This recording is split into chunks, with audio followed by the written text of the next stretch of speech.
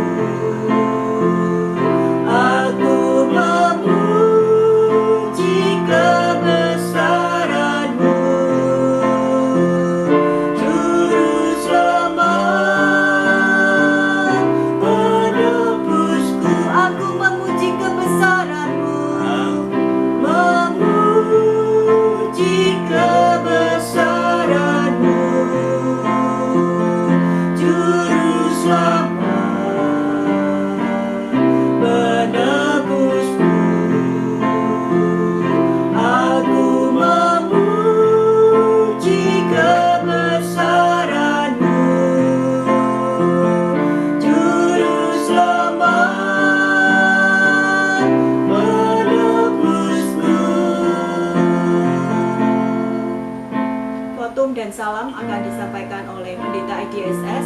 Setelah itu kita akan mendengarkan warta yang akan disampaikan oleh Ibu Maria Yuni.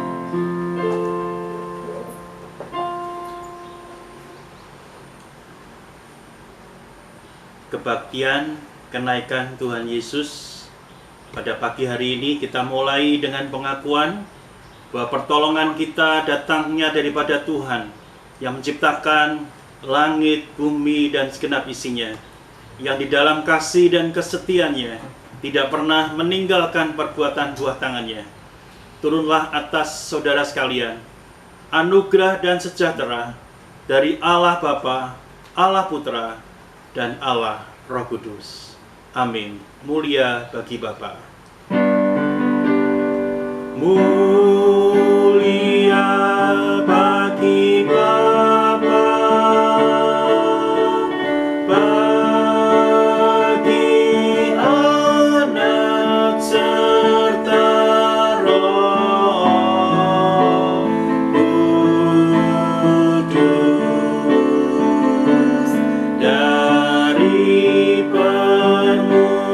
Permulaannya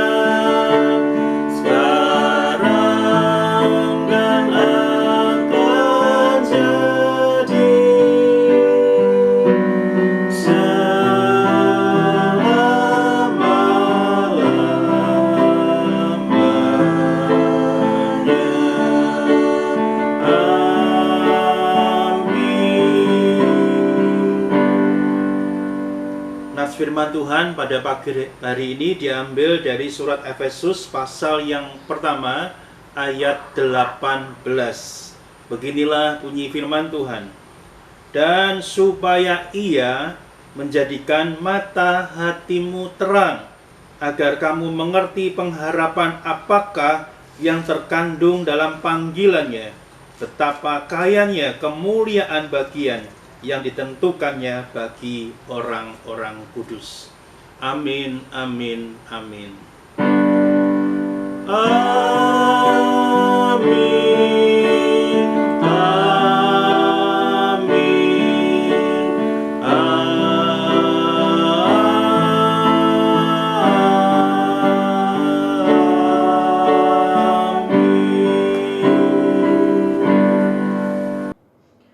Warta Jemaat. Kegiatan tengah minggu. Kegiatan persekutuan yang diadakan dalam minggu ini sebagai berikut. Komsel Youth akan diselenggarakan Jumat 22 Mei 2020 pukul 19.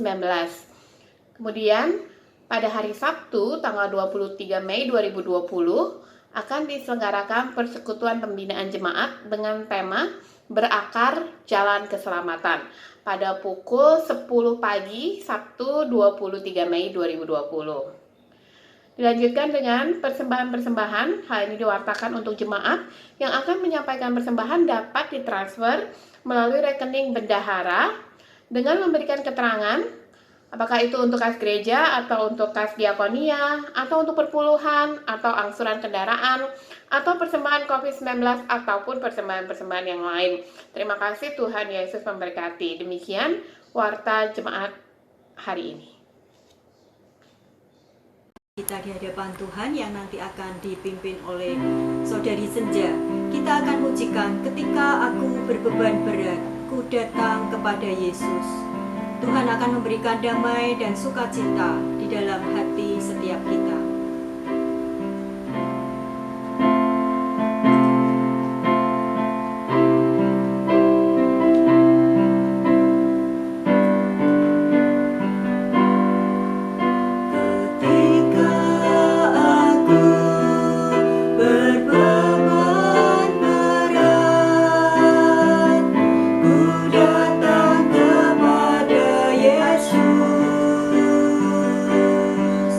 Dia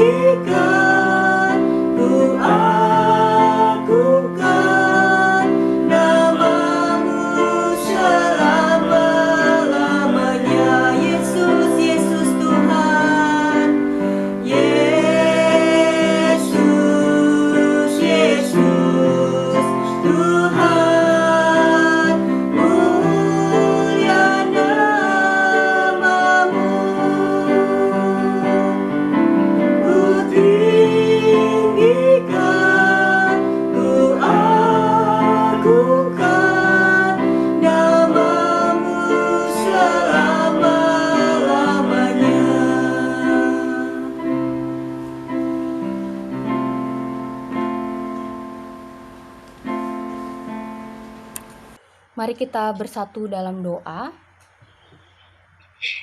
Ya Tuhan Yesus, Bapa Allah kami yang bertata di atas kerajaan sorga, kami bersyukur ya Allah atas setiap kesempatan yang boleh Engkau berikan bagi kami kembali bersekutu di hari ini. Ya Tuhan, biarlah Tuhan yang berkati setiap pelayan-pelayan yang sudah mau memberi diri dalam melayani di dalam ibadah online kenaikan Tuhan Yesus Kristus hari ini ya Tuhan.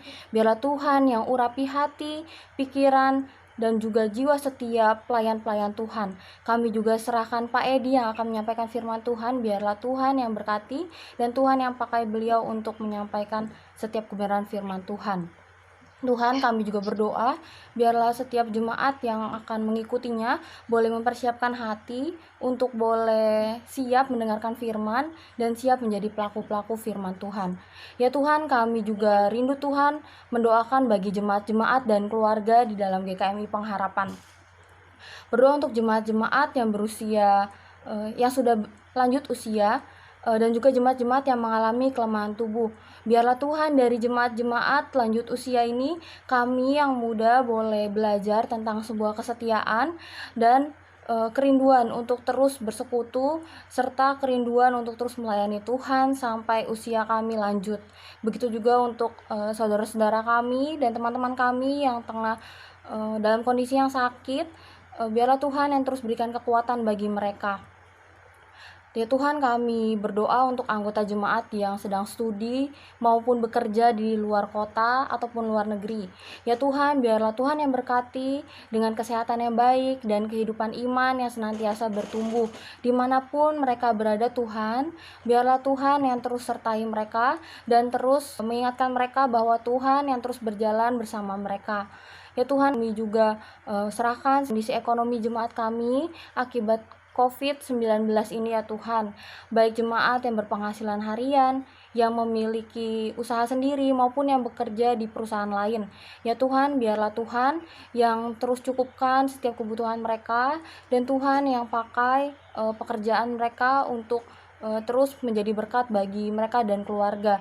Kami juga serahkan biarlah setiap jemaat yang memiliki usaha sendiri boleh tetap menjadi berkat bagi setiap karyawannya dan orang-orang di sekitarnya meskipun dalam kondisi yang sulit saat ini. Ya Tuhan, kami juga bersyukur untuk setiap program-program gereja yang boleh Tuhan izinkan direncanakan oleh majelis maupun panitia.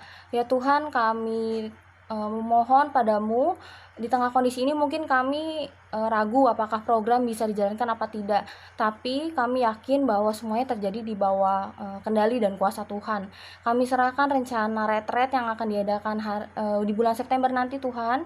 Biarlah Tuhan yang urapi hati serta berikan hikmat bagi setiap panitia boleh mempertimbangkan terkait acara ini dan boleh juga mempersiapkannya dengan baik. Ya Tuhan, kami serahkan persiapan pendewasaan GKMI Cabang Sidoarjo, Lampung kepadamu juga Tuhan. Kami bersyukur untuk gerejamu dan persekutuan di sana yang boleh terus Tuhan pelihara. Biarlah Tuhan yang terus pakai mereka menjadi berkat juga bagi jemaat-jemaat dan lingkungan mereka di sana. Di tengah persiapan pendewasaan ini, biarlah Tuhan juga yang terus sertai. Tuhan Yesus, kami juga berdoa untuk bangsa kami. Terima kasih Tuhan untuk para pemimpin bangsa yang boleh Tuhan tetapkan. Terima kasih juga untuk setiap aparat keamanan dan setiap pihak-pihak terkait yang boleh Tuhan tempatkan di posisinya masing-masing.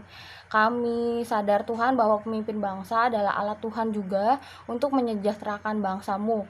Kami serahkan mereka ke dalam tangan Tuhan. Biarlah Tuhan yang berikan hikmat bagi mereka, berikan hati yang mau melayani masyarakat dengan sungguh, dan biarlah Tuhan yang mampukan mereka mempertimbangkan serta mengambil kebijakan apa yang baik bagi bangsa kami Indonesia ini ya Tuhan. Ya Tuhan, kami juga serahkan kondisi keamanan serta hidup kerukunan di negara kami ini Tuhan. Biarlah rasa mau saling menerima, mengasihi dan menghargai boleh ada di tengah-tengah masyarakat ini, sehingga keamanan dan ketertiban serta jiwa saling gotong royong dan saling mengerti satu sama lain boleh ada di bangsa kami. Ya Tuhan, kami juga serahkan kepadamu setiap situasi dan kondisi menjelang Hari Raya Idul Fitri. Teringat Tuhan, saudara-saudara kami yang belum percaya tengah ada di masa-masa menjalankan ibadah puasa. Kami yakin Tuhan sesungguhnya masa-masa ini menjadi momen di mana mereka memiliki relasi yang lebih dekat dengan Tuhan. Biarlah kami juga setia mendoakan agar di masa-masa yang kusyuk bagi mereka ini Tuhan boleh bekerja, dan bukan tidak mungkin Tuhan juga memperkenalkan diri secara pribadi kepada saudara-saudara kami yang belum percaya. Kami serahkan mereka juga yang akan merayakan Hari Raya Idul Fitri.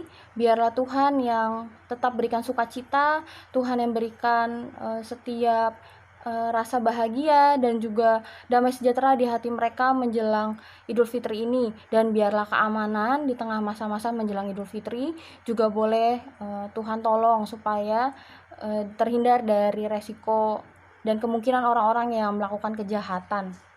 Ya Tuhan, kami juga berdoa untuk Indonesia dan negara-negara lain yang terdampak virus corona.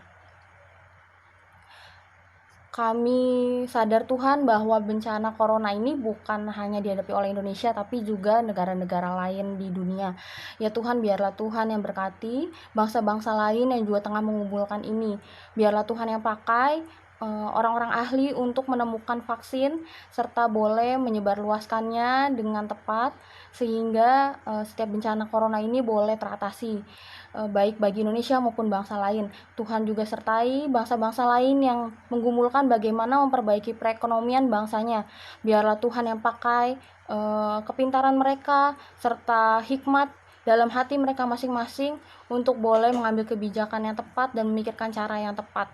Ya Tuhan, kami juga berdoa bagi tenaga medis yang menanganinya. Biarlah Tuhan yang pakai setiap tenaga medis boleh memiliki kesehatan yang maksimal, boleh memiliki hati yang mau melayani dengan sungguh, dan boleh Tuhan berikan kekuatan sehingga mereka terus boleh melayani setiap pasien dan juga mungkin orang-orang yang terpapar corona dengan sungguh dan dengan tepat. Biarlah Tuhan mereka juga terus diberikan iman bahwa setiap nyawa dan waktu mereka dan waktu kami untuk di dunia ini tetap Tuhan yang menentukan, sehingga itu tidak membuat mereka gentar dalam melayani setiap pasien-pasien corona. Ya Tuhan Yesus, kami juga berdoa untuk kedewasaan setiap masyarakat menyikapi terhadap penderita COVID-19 ini Tuhan. Begitu juga menyikapi pemakaman terhadap jenazah penderita COVID-19. Biarlah mereka tetap melihat setiap penderita dan juga saudara yang mungkin meninggal akibat COVID ini tetap adalah saudara mereka yang perlu mereka kasihi, sehingga tetap boleh memperlakukannya dengan manusiawi dan boleh tetap mendoakan kondisi mereka. Begitu juga keluarga yang mungkin menghadapi keluarga sendiri yang menderita corona. Biarlah mereka boleh terus berdoa pada Tuhan dan menyerahkan semuanya kepada Tuhan untuk kesembuhan sanak keluarga yang menderita corona Tuhan. Sungguh Tuhan, inilah setiap kerinduan dan juga syukur kami serta permintaan kami. Kami memohon ampun apabila ada hal-hal yang kurang berkenan di hadapan Tuhan selama kami berdoa ataupun dalam waktu-waktu kemarin. Mari aku mengajak segenap jemaat untuk berdoa menutup dengan doa Bapa kami. Bapa kami yang di sorga, dikuduskanlah namamu. Datanglah kerajaanmu, jadilah kehendakmu di bumi seperti di sorga. Berikanlah kami pada hari ini makanan kami yang secukupnya, dan ampunilah kami akan kesalahan kami, seperti kami juga mengampuni orang yang bersalah kepada kami. Dan janganlah membawa kami ke dalam pencobaan, tetapi lepaskanlah kami daripada yang jahat, karena Engkaulah yang mempunyai kerajaan dan kuasa dan kemuliaan sampai selama-lamanya. Amin.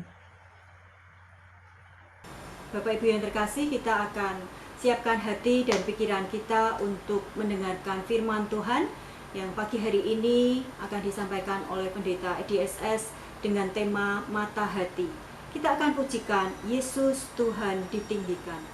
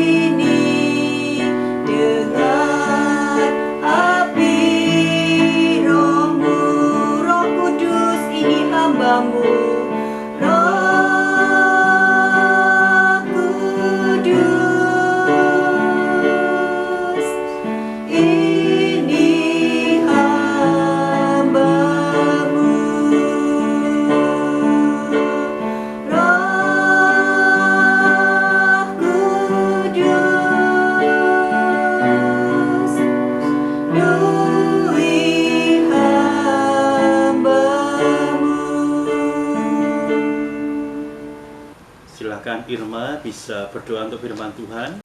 Beribadah di tengah pandemi COVID, biarlah Tuhan yang selalu melindungi kami Tuhan dimanapun kami berada. Tuhan, sebentar lagi kita juga akan mendengarkan firman-Mu, biarlah Tuhan yang memberkati Pak Edi dan pimpin Pak Edi ya Tuhan. Biarlah apa yang disampaikan dapat kami pahami ya Tuhan dan dapat menjadi pedoman untuk hidup kami agar menjadi murid-Mu yang taat dan setia kepada firman-Mu. Terima kasih ya Tuhan, kami serahkan pemberitaan firman ini ke dalam tangan-Mu, berbicaralah Tuhan karena kami siap mendengarkan. Terima kasih Tuhan, kami telah berdoa dan mengucapkan syukur, haleluya, amin. Untuk pembacaan firman Tuhan, saya akan bacakan Efesus 1 ayat 18 sampai 23. Dan supaya Ia menjadikan mata hatimu terang, agar kamu mengerti pengharapan apakah yang terkandung dalam panggilannya. Betapa kayanya kemuliaan bagian yang ditentukannya bagi orang-orang kudus, dan betapa hebat kuasanya bagi kita yang percaya sesuai dengan kekuatan kuasanya yang dikerjakannya di dalam Kristus dengan membangkitkan Dia dari antara orang mati dan mendudukan Dia di sebelah kanannya di surga. Jauh lebih tinggi dari segala perintah dan penguasa dan kekuasaan dan kerajaan dan tiap-tiap nama yang dapat disebut bukan hanya di dunia ini saja, melainkan juga di dunia yang akan datang. Dan segala sesuatu telah diletakkannya di bawah kaki Kristus, dan Dia telah diberikannya kepada jemaat sebagai kepala dari segala yang ada, jemaat yang adalah tubuhnya, yaitu kepenuhan Dia, yang memenuhi semua dan segala sesuatu. Terima kasih, saya serahkan kepada Pak Edi. Terima kasih untuk Irma.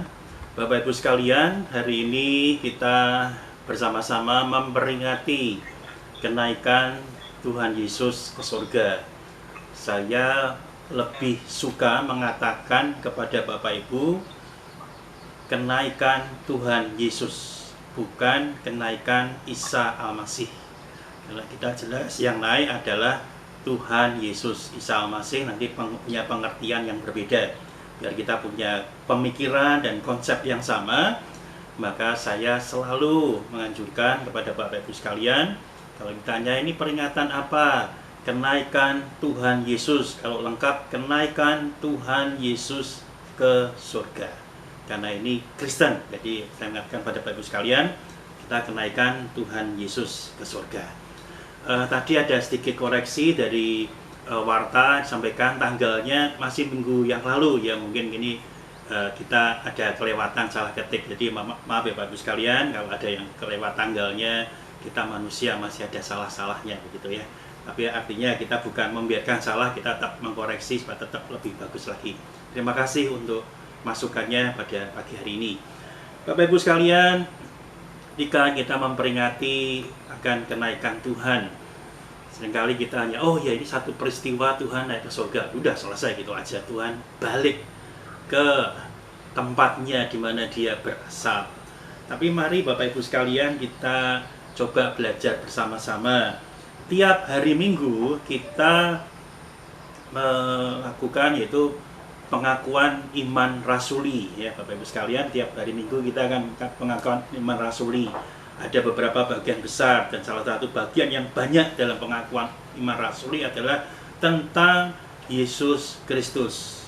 Di situ diceritakan atau dalam pengakuan kita tentang Dia lahir, tentang kematiannya, kebangkitan dan kematiannya, semuanya lengkap, dan itulah pengakuan iman rasuli.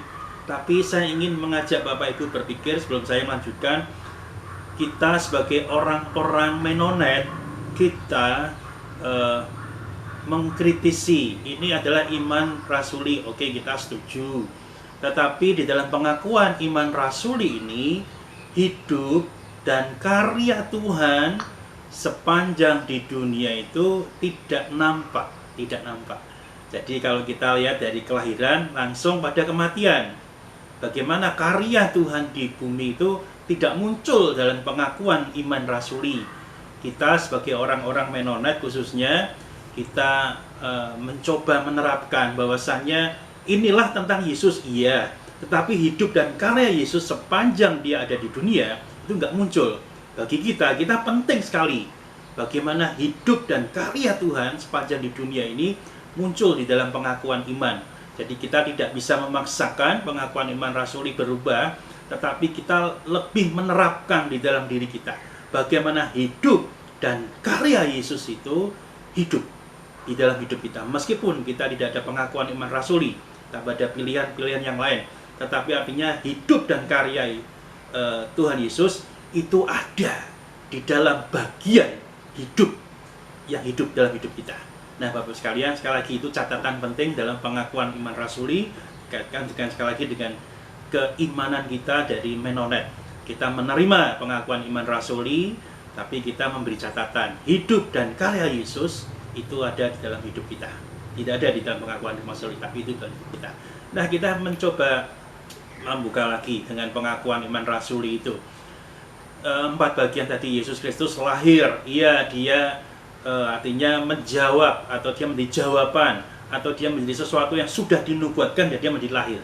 Kemudian kematian Tuhan Yesus bisa dimaknai, dan memang itu maknanya adalah dia mengalahkan kuasa dosa.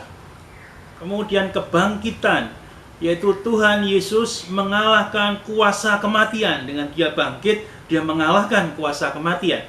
Dan berikutnya adalah kenaikan Tuhan Yesus.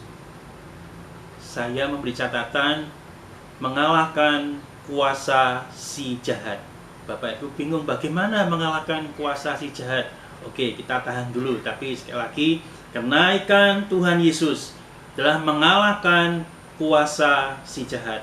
Mari kita pelan-pelan memahami bagian ini dengan baik, supaya nanti selesai kebaktian ini kita mengerti, oh ternyata ketika kenaikan Tuhan bukan yang sekedar Tuhan pulang begitu saja, tapi Tuhan mengalahkan kuasa si jahat. Mari kita perhatikan berikutnya. Ini dari seorang teolog yang luar biasa juga, Karl Barth. Dia mengatakan seperti ini. Kenaikan Tuhan Yesus, dia pergi ke 2 tempat. Yang pertama, Yesus pergi ke tempat yang tersembunyi. Kita tidak punya jalan masuk atau akses ke sana, ke tempat itu, yaitu sorga. Jadi dialah Yesus yang bisa masuk ke sana. Dia bisa masuk keluar karena dia yang katakan kabar tempat tersembunyi. Kemudian yang kedua, Yesus pergi ke Allah Bapa dan bersemayam. Ini salah ketik juga, harusnya bersemayam di sisi Allah. Jadi Kalbat memahami bahwasanya pergi 2 tempat. Satu, pergi ke tempat yang tersembunyi, yang kita tidak mengerti surga itu ada di mana, dan yang punya akses dari Tuhan yaitu diartikan sebagai surga. Yang kedua, Yesus pergi ke Allah Bapa dan bersemayam di sisi Allah. Nah, pemahaman dari Kalbat ini setidaknya menolong kita. Jadi kalau kita memahami kenaikan Tuhan Yesus pergi kemana? Ada 2 tempat, yaitu surga. Yang kedua, dia ada di sisi Allah. Nah, kita bisa memahami juga menjadi satu. Itu dari Kalbat, kita bisa juga mengatakan Yesus naik, dikenaikan Tuhan Yesus, dia naik pergi ke surga, dan surga itu ada di tempat Tuhan bersemayam. Bisa juga bukan? Tapi artinya apapun itu pergi kemana, kita udah dijelaskan oleh Kalbat dan juga oleh teolog-teolog lain. Tapi Kalbat ini mau saya menarik karena dia membagi dengan 2 tempat. Bukan hanya pergi naik surga, tidak, tapi dia bersemayam juga. Nah, pengakuan iman rasuli juga di sana juga di sisi kan, di sebelah Tuhan. Artinya adalah apapun pengertiannya itu, kita punya pengertian yang sama. Kenaikan Tuhan, Tuhan pergi, bukan melayang-layang. Kalau orang Jawa Timur ngomongnya ngawang aja, nggak tahu kemana gitu ya. Tapi jelas dia ke surga dan ada di sisi Tuhan.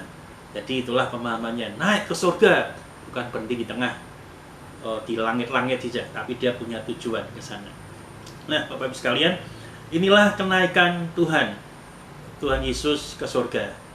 Dia ada di sisi atau bersemayam di sebelah Bapa Maha Kuasa itu. Nah, mari kita bersama-sama melihat teks kita dalam Efesus pasal 1 ayat 20 sampai 22. Efesus 1 ayat 20 sampai dengan 22. Saya tidak membaca ulang, tetapi dari slide yang saya tampilkan itu saya beri highlight yang warna lebih terang. Itu warna lebih terang, ya, ada warna gelap dan warna lebih terang. Itu saya beri porsi seperti itu. Nah, coba saya bersama dengan Bapak Ibu menyimak ini ya. Membangkitkan dia dari antara mati dan mendudukkan dia di sebelah kanannya di surga jauh lebih tinggi dari segala pemerintah dan penguasa. Dan berikutnya adalah dan segala sesuatu telah diletakkannya di bawah kaki Yesus. Bapak Ibu sekalian yang dikasihi Tuhan, jika kita memahami Yesus naik ke surga, jadi dia ada di tempat yang jauh lebih tinggi dari segala pemerintahan dan penguasa, karena dia naik jadi jauh lebih tinggi. Jauh lebih tinggi, jadi duduk di sebelah kanan Allah bukan hanya sekedar duduk aja, tetapi jauh lebih tinggi dari segala pemerintahan dan penguasa. Jauh lebih tinggi artinya adalah segala pemerintahan yang ada di dunia ini tidak ada yang bisa mengalahkan daripada Tuhan Yesus. Itulah maknai jauh lebih tinggi, karena dia ada di sebelah kanan Allah. Berarti bukan sekedar, sekali lagi, sebelah kanan Allah, tetapi jauh lebih tinggi, atau boleh katakan ini paling tinggi dari segala pemerintahan dan penguasa kekuasaan ada di manapun juga yang ada di dunia. Nah, kalau kita berbicara yang seperti ini adalah ada bagian-bagian, ada 3 bagian lebih tinggi pada itu. Jadi pemerintah, itu katakan pemerintah, berbicara tentang otoritas, siapa yang berkuasa, pemerintah itu, tentang penguasa itu, tentang kuasanya itu sendiri, dan juga kekuasaan, dominion. Saya agak sulit menjelaskan dengan bahasa Indonesia, tapi artinya juga tentang kekuasaan juga. Jadi segala kuasa, segala pemerintahan, segala kekuasaan yang ada di dunia ini, semuanya ada dalam posisi yang jauh lebih rendah. Dan inilah makna daripada kenaikan Tuhan Yesus ke surga. Semuanya ada di bawah kaki daripada Tuhan Yesus. Segala sesuatu diletakkan di bawah kaki Yesus. Jadi inilah maka saya tadi di awal mengatakan, ketika Tuhan Yesus naik ke surga, dia jauh lebih tinggi. Segala sesuatu diletakkan bawah kaki Kristus. Karena memang kalau kita mau tinggi artinya kakinya itu, ujung kakinya itu pun lebih tinggi daripada kita. Kita nggak bisa mencapai ke sana pemerintahan apapun. Di kuasa si jahat dikalahkan Yesus dengan kuasa rohani melalui kenaikannya. Kita masih bingung, ya. Maksudnya apa sih kok mengalahkan kuasa si jahat? Oke, tunggu dulu, tapi kita sudah tahu posisinya. Dia naik ke surga jauh lebih tinggi daripada semuanya, yaitu mengalahkan kuasa si jahat melalui kuasa rohani, jadi kenaikan Tuhan Yesus Kristus. Nah, Bapak Ibu sekalian dikasih Tuhan, di beberapa gereja ada satu kebiasaan yang menarik gitu ya.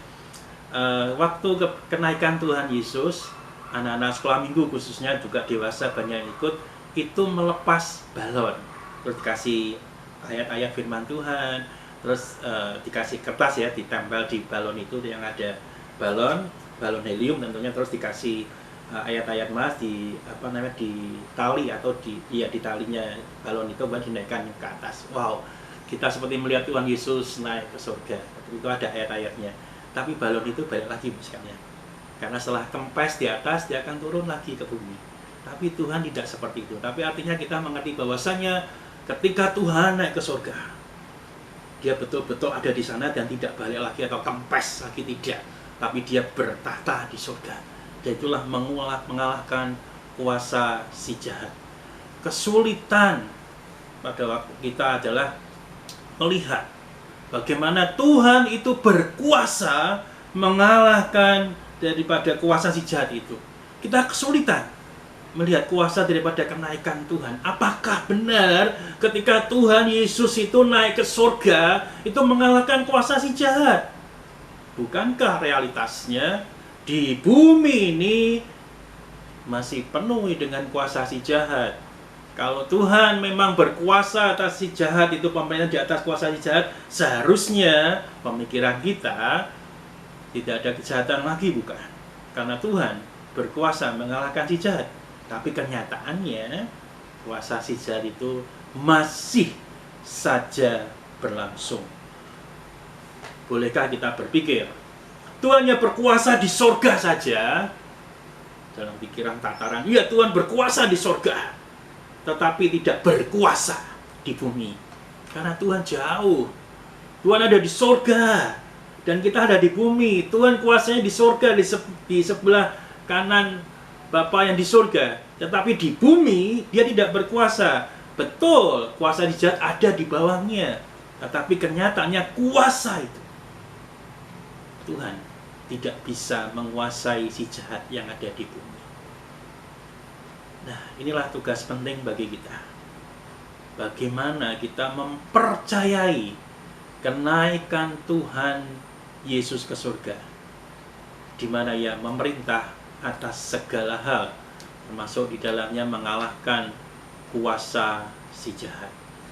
Nah, kalau Paulus dia mengatakan di dalam bagian yang kita baca dan juga tulisan yang lain, dalam surat-suratnya yang lain, Kristus telah memulai memerintah sekarang, maksudnya dari kenaikannya, dan akan menjadi pemenang sepenuhnya pada masa mendatang. Perhatikan apa yang disampaikan oleh Rasul Paulus. Kristus telah memulai memerintah sekarang sejak kenaikannya, dan akan menjadi pemenang sepenuhnya pada masa mendatang. Paulus sudah menegaskan pada kita semua, Tuhan sudah memerintah dan mulai memerintah atas kuasa-kuasa jahat sejak sekarang pada waktu kenaikannya, dan akan menjadi pemenang sepenuhnya, yang betul-betul yang sepenuhnya pada masa mendatang. Ini pun masih jadi pertanyaan bagi kita. Artinya adalah sebelum masa mendatang itu kapan?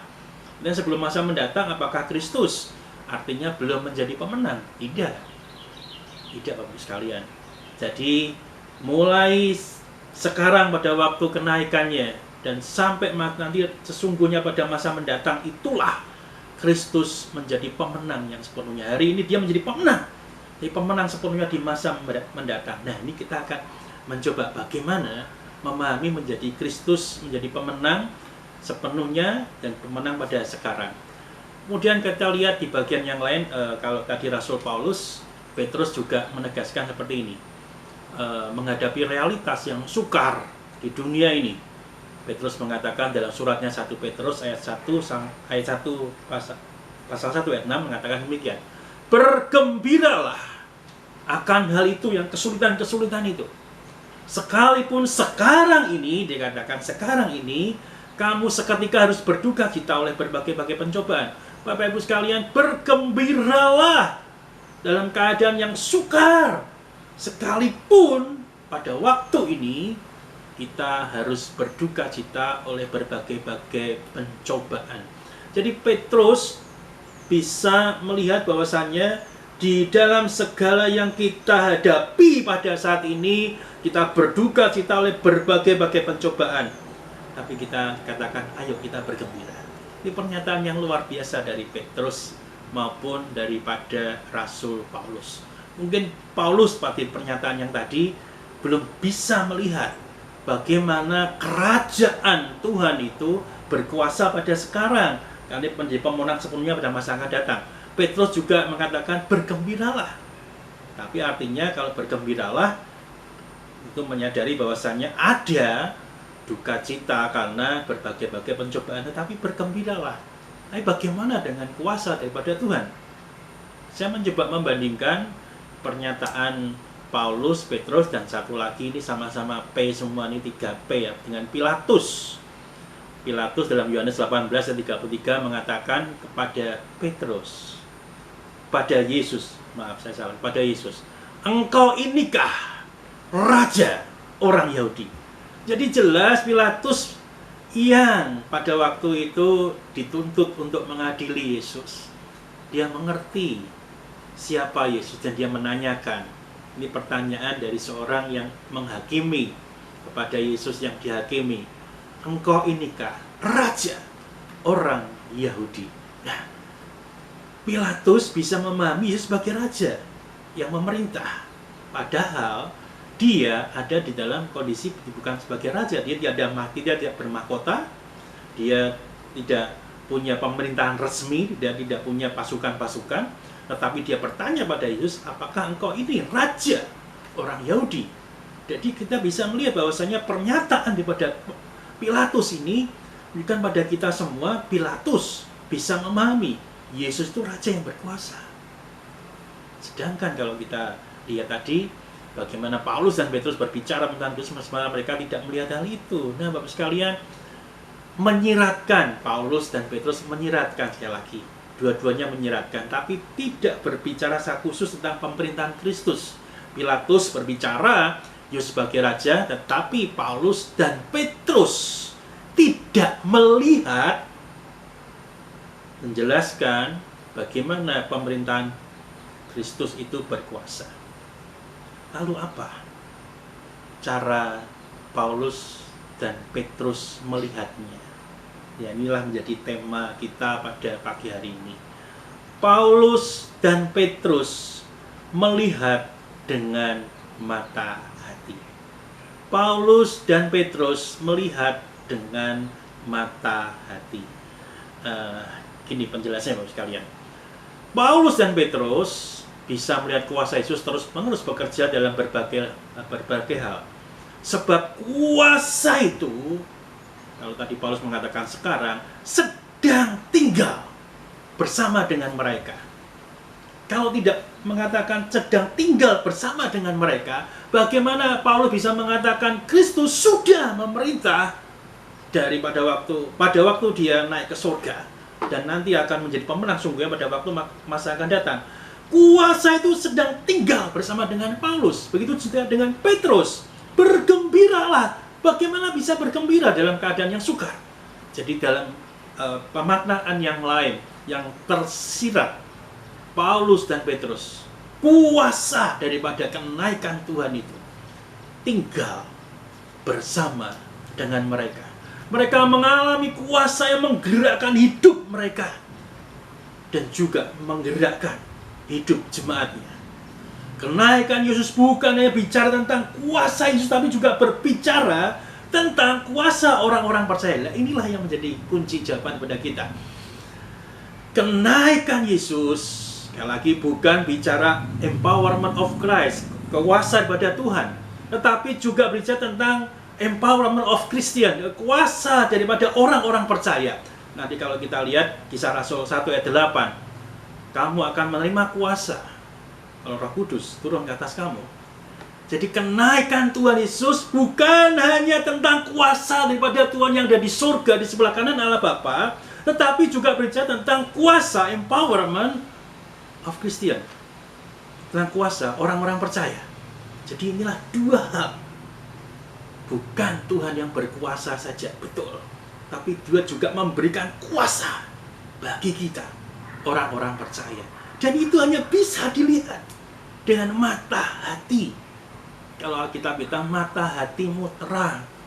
Kalau kita mata hati terang artinya adalah kita bisa melihat kuasa sesungguhnya berasal daripada Tuhan melalui kenaikan Tuhan Yesus, tetapi Dia juga memberikan kuasa bagi orang-orang percaya termasuk kita untuk kita menghadapi segala kesulitan hidup kita. Efesus 1:18-20 dan juga dibaca mata hatimu terang. Betapa hebat kuasanya bagi kita yang percaya sesuai dengan kekuatan kuasanya yang dikerjakan dalam Kristus dengan membangkitkan Dia dari orang mati dan mendudukkan Dia di sebelah kanannya di surga. Perhatikan, mendudukkan Dia di sebelah kanannya di surga. Artinya peristiwa kenaikan adalah peristiwa setelah Dia bangkit dan kemudian mendudukkan Dia di sebelah kanan. Kenaikan Tuhan ada dalam posisi seperti itu. Jadi kenaikan Tuhan itulah yang membuat mata hati kita itu terang dan menunjukkan betapa hebat kuasanya bagi kita yang percaya. Perhatikan, bagi kita yang percaya sesuai dengan kekuatan kuasanya. Jadi kita orang-orang yang percaya pada Tuhan, kita punya kuasa yang hebat karena kita diberikan oleh Tuhan dalam Kisah Rasul 1 ayat 8. Dan kekuatan kuasa bagi Tuhan itu begitu luar biasanya. Seberapa kuatkah kuasa daripada Allah yang diberikan pada kita? Kalau kita perhatikan di dalam teks bahasa Indonesia, mungkin kita nampak kata kuasa itu ada dua, seperti kita tadi kita perhatikan dan membaca. Betapa hebat kuasanya, kuasa pada Tuhan, kekuatan kuasanya, hanya itu aja. Tetapi di dalam teks bahasa aslinya, dalam bahasa Yunani, ada 4 kata kuasa disebutkan dalam waktu yang singkat oleh Rasul Paulus, Efesus 1 tadi. Kuasa Allah adalah berisi tentang kuasa yang dinamis. Ini kalau kita lebih familiar dengan kata dinamit. Kuasa yang meledakkan. Ini kuasa Allah, kuasa yang meledakkan luar biasa. Kemudian kuasa yang kedua yang disebutkan dalam bahasa Yunani, energia. Energi kalau bahasa Indonesia. Energia adalah kuasa atau energi yang tidak pernah berakhir. Maka Bapak Ibu sekalian, ada baterai, iklan baterai itu yang tidak pernah berakhir ya. Seperti itulah energi ya. Energi. Jadi yang pertama, kuasa yang punya kekuatan yang begitu hebat, tetapi juga kuasa yang tidak pernah berakhir. Terus menerus dan tidak ada berakhirnya. Itulah kuasa Allah. Kemudian juga ada kata kratos. Kratos adalah kuasa yang mengalahkan rintangan yang ada.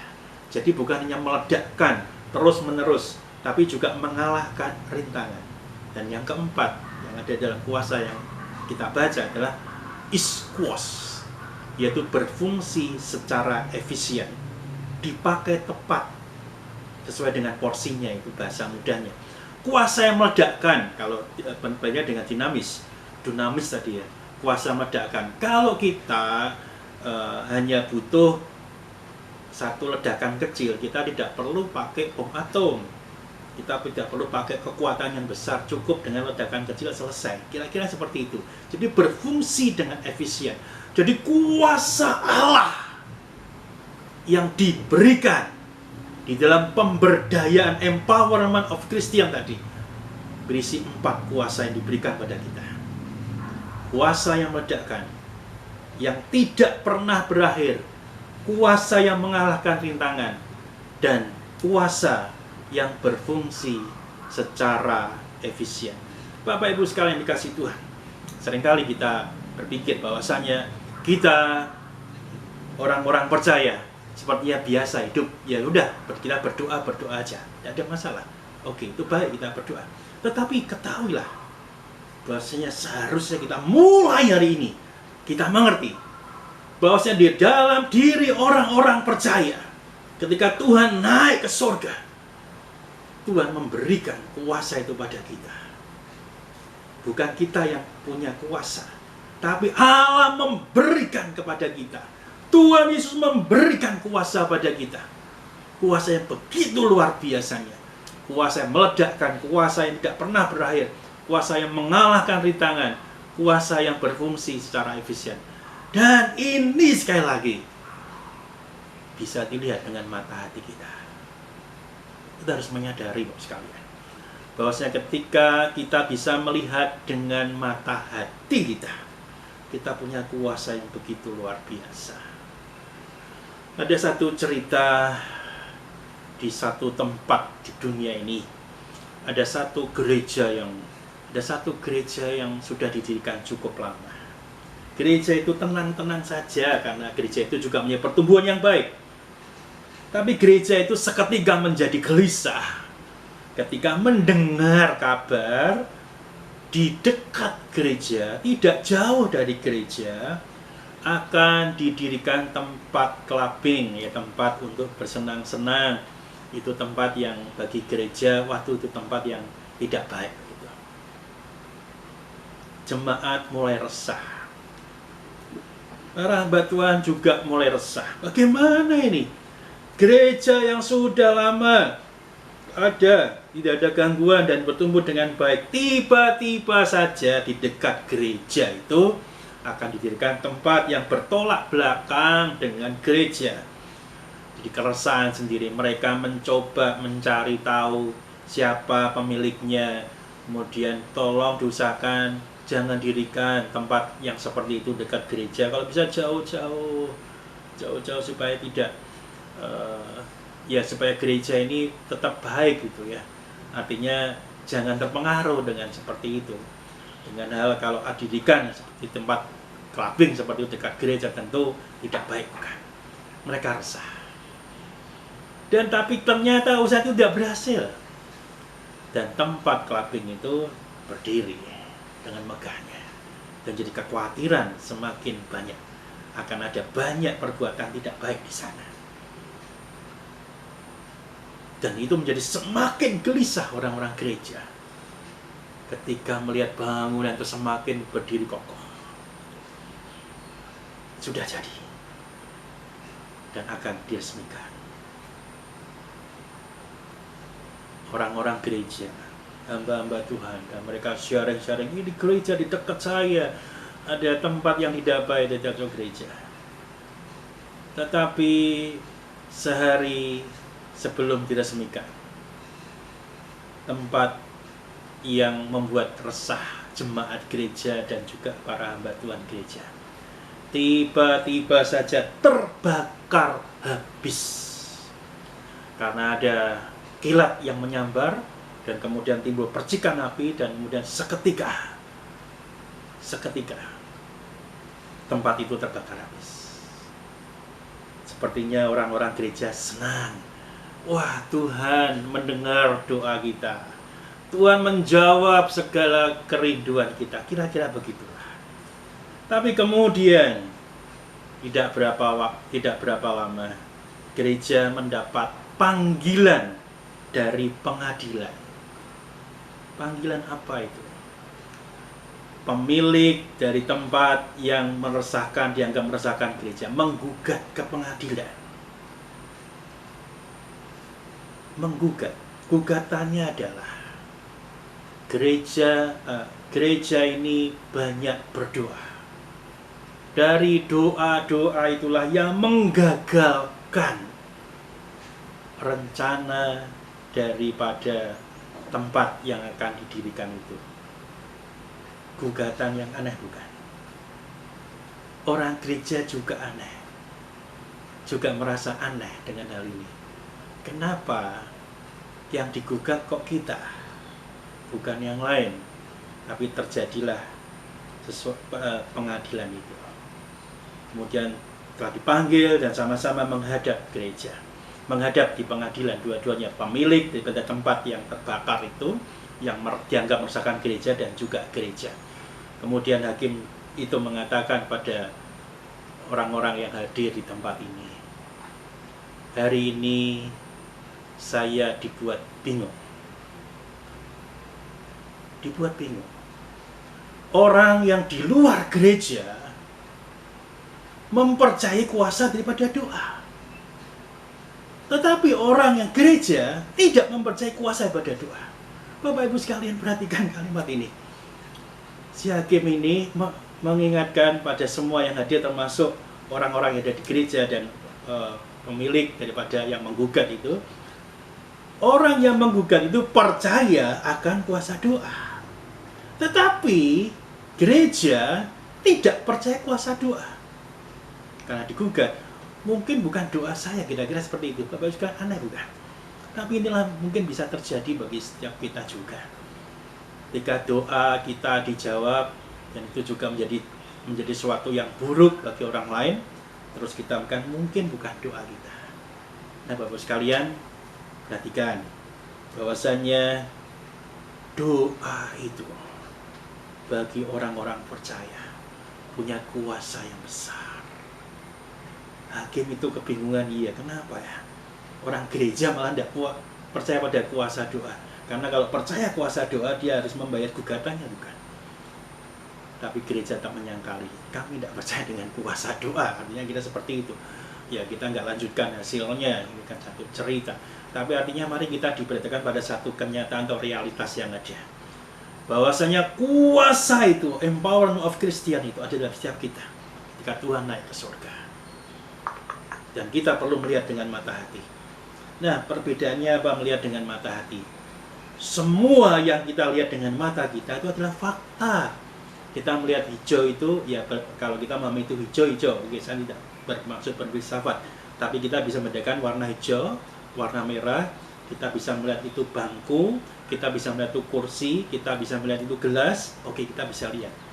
Tetapi mata tidak dapat melihat kebenaran. Ya, saya maksudnya seperti ini. Kalau mata kita melihat gunung, kita bisa melihat itu sesuatu yang besar, bentuknya seperti kerucut, ya, bentuknya kerucut, kebanyakan memang kerucut. Kemudian kita bisa melihat warna. Kalau dekat kita hijau, kebanyakan tumbuh-tumbuhan. Kalau agak jauh seperti abu-abu, itu yang kita bisa lihat faktanya. Tetapi kalau kita mengatakan gunung itu indah, indah itu tidak bisa dilihat, sekalian. Kebenarannya adalah indah, tapi tidak bisa dilihat oleh mata kita. Hanya mata hati, itu bahasa saya mengatakan, kita bisa melihat fakta, tetapi kita tidak bisa melihat kebenaran. Dan mata hati kita dimampukan melihat kebenaran. Kuasa daripada kenaikan Tuhan Yesus sekali lagi memberdayakan, memberikan kuasa pada orang-orang percaya. Melihat dengan mata hati. Apa yang bisa kita lihat tentang kebenaran itu? Dalam Efesus 1 yang kita baca tadi, tidaknya kita diperhadapkan pada hal yang istimewa. Mata hati kita untuk mengerti tentang pengharapan dalam panggilan orang-orang percaya. Di dalam ayat 18 sampai dengan 23 jelaskan bahwasannya bagaimana kekuatan daripada kuasa daripada Tuhan yang hebat itu yang diberikan kepada kita, satu kuasa yang meledakkan, kuasa yang terus menerus, kuasa yang juga efektif, dan kuasa yang mengalahkan segala rintangan itu. Itulah yang ada dalam diri setiap kita. Perhatikan Bapak sekalian, kita punya kuasa yang begitu besar. Dan disitulah sesungguhnya ketika kita bisa melihat dengan mata hati kita, kita bisa mengerti pengharapan dalam panggilan orang-orang percaya. Sekarang kita banyak memikirkan, banyak diskusi, banyak seminar-seminar online juga. Bagaimana kita bisa survive di masa-masa yang pandemi seperti ini. Tapi sungguhnya dalam semua hal yang ada, setidaknya kata pengharapan itu menjadi kata kunci dari jawaban semua pertanyaan kita. Bukan bermaksud menyombongkan diri kalau gereja kita namanya pengharapan. Di dalam segala keadaan yang sukar, bagaimana pengharapan itu muncul begitu kuat dan kita bisa melihatnya dengan mata hati. Rabu yang lalu, jadi Rabu bukan yang Rabu kemarin, Ibu Priscilla memberikan satu renungan yang baik bagi kita untuk pengharapan. Saya sangat diberkati. Terima kasih Ibu Priscilla. Nah, hari ini saya ingin menegaskan sekali lagi pada Bapak Ibu semua, kita hanya dapat melihat pengharapan itu. Sekali lagi tentang kebenaran tentang pengharapan itu. Bukan fakta tentang pengharapan, tapi kebenaran tentang pengharapan dengan mata hati kita. Supaya mata hati kita jernih, terang, melihat bagaimana kenaikan Yesus Kristus juga memberikan kuasa bagi setiap kita. Kita dipilih, kita dipanggil, dan kita diberikan kuasa kepada Tuhan.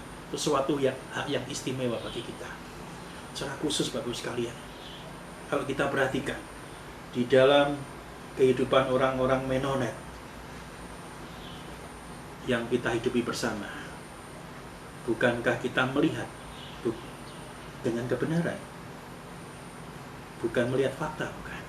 Kita melihat dengan mata hati. Mari saya membacakan Bapak Ibu lebih tepatnya dalam Injil Matius pasal yang kelima tentang ucapan bahagia. Berbahagialah orang yang miskin di hadapan Allah, karena merekalah yang empunya kerajaan surga. Hanya bisa dilihat dengan mata hati. Bukan tentang fakta, tapi tentang kebenaran. Dan kita bersyukur bagi orang-orang Menonet, diajarkan melihat dengan mata hati. Dan itu hanya diturunkan, diberikan bagi kita pada waktu Tuhan naik ke surga. Inilah sukacita kita. Ayat yang keempat Matius 5. Berbahagia orang yang berduka cita, karena mereka akan dihibur. Ini kan juga berisi pengharapan. Di tengah segala kesulitan, di tengah segala kedukaan, melihat kebenaran yang ada. Hanya mata hati yang dapat melihat segala sesuatu dengan baik. Hari ini dan selanjutnya, mari kita bersama-sama menatap dengan mata hati, melihat dengan mata hati, melihat kebenaran. Kalau boleh saya memberikan dorongan pada Bapak sekalian, kita semua sudah diberikan kuasa, mulai kenaikan pada Tuhan. Kuasa yang begitu luar biasa ada 4 hal. Nanti saya akan bagikan slide-nya setelah selesai ibadah ini. Bapak Ibu bisa ingat-ingat di rumah bagaimana khotbah hari ini kita punya kuasa, 4 kuasa itu. Tapi mari kita belajar bersama, melihat dengan mata hati kita. Kiranya Tuhan menolong setiap kita melihat kebenaran. Pengharapan itu hanya akan bisa dilihat dengan mata hati kita. Pengharapan itu kan muncul, pengharapan itu kan terbit bila kita melihat kebenaran di dalam mata hati, dalam kuasa yang Tuhan berikan. Kita akan terus mampu bertahan melewati segala sesuatu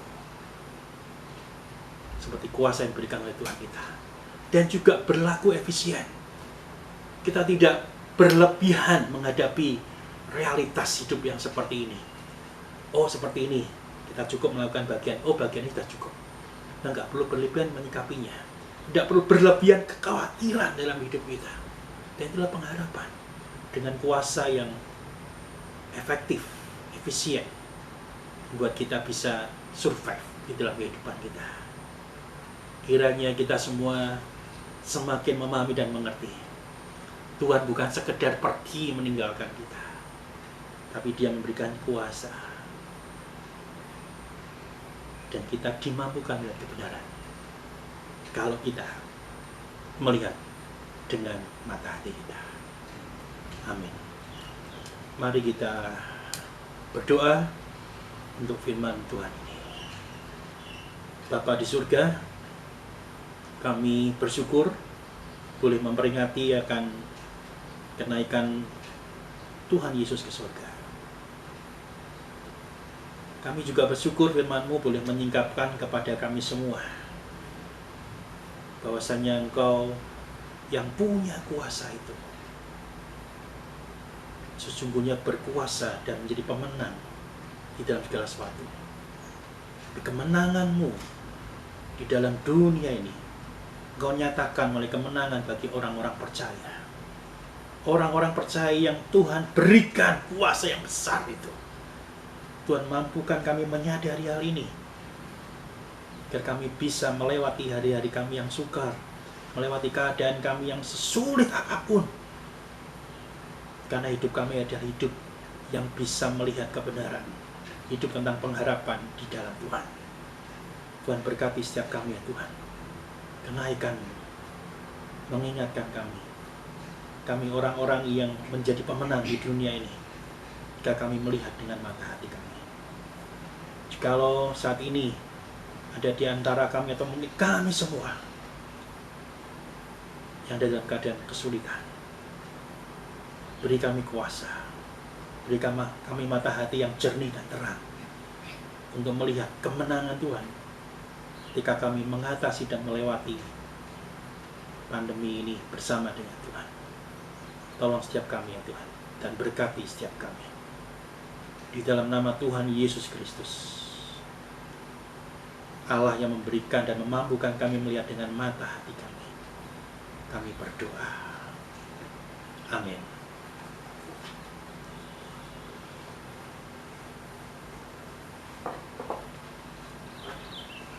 Terima kasih Pak Edi untuk firman Tuhan yang sudah disampaikan.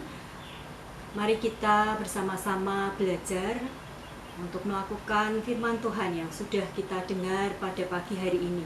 Kita boleh melihat dengan mata hati, sehingga kita boleh mengerti pengharapan dalam panggilan setiap orang-orang percaya, termasuk kita semua. Kita sudah diberikan kuasa yang dari Kristus sendiri. Kiranya kita bersama-sama boleh melakukan firman Tuhan ini dalam hidup kita. Mari Bapak Ibu, kita akan mengakhiri ibadah pagi hari ini. Kita akan pujikan kembali Yesus Tuhan ditinggikan atas segala Allah.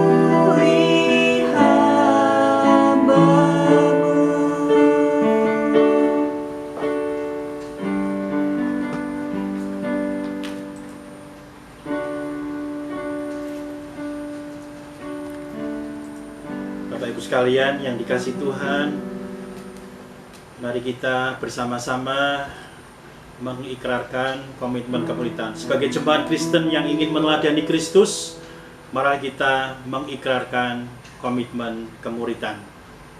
Kami bersaksi bahwa tidak seorang pun dapat sungguh-sungguh mengenal Kristus kecuali ia yang mengikutinya setiap hari dalam kehidupan. Dan sebagai bagian dari gereja yang am, mari kita bersama-sama dengan gereja-gereja di sepanjang segala abad dan tempat kita mengikrarkan pengakuan iman rasuli. Aku percaya kepada Allah, Bapa yang Maha Kuasa, Khalik langit dan bumi, dan kepada Yesus Kristus anaknya yang tunggal Tuhan kita, yang dikandung daripada Roh Kudus, lahir dari anak darah Maria, yang menderita sengsara di bawah pemerintahan Pontius Pilatus, disalibkan, mati, dan dikuburkan, turun ke alam maut. Pada hari yang ketiga, bangkit pula dari antara orang mati, naik ke surga, duduk sebelah kanan Allah, Bapa yang Maha Kuasa. Dan dari sana ia akan datang kembali untuk menghakimi orang yang hidup dan yang mati. Aku percaya kepada Roh Kudus, gereja yang kudus dan am, persekutuan orang kudus, pengampunan dosa, kebangkitan orang mati, dan hidup yang kekal. Amin. Jemaat yang dikasihi dan mengasihi Tuhan, arahkanlah hatimu pada Tuhan dan terimalah berkat yang datangnya daripada Tuhan. Tuhan memberkati engkau dan melindungi engkau. Tuhan menyinari engkau dengan wajah-Nya dan memberi engkau kasih karunia.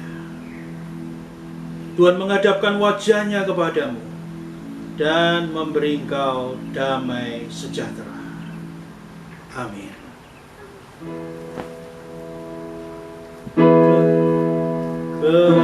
Kepada Allah beri puji semua makhluk di bumi. Padanya ku beri pujian, Bapa, Anak, dan Roh Suci. Amin. Kita ambil waktu untuk saat teduh.